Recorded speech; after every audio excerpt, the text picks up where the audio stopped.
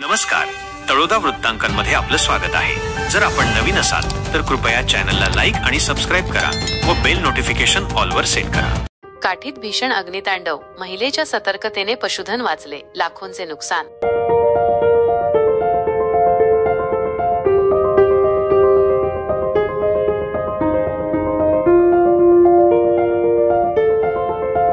अक्कलकुवा तालुक्यातील काठी येथे फेब्रुवारी 28 रोजी रात्री 10:30च्या सुमारास भीमसिंग वहाऱ्या पाडवी यांच्या घराला अचानक आग लागली।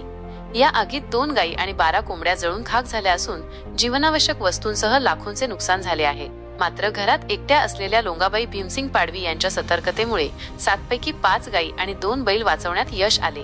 घटनेच्या वेळी भीमसिंग पाडवी हे नातेवाईकांकडे बाहेरगावी गेले होते। घरात लोंगाबाई एकट्याच झोपल्या होत्या।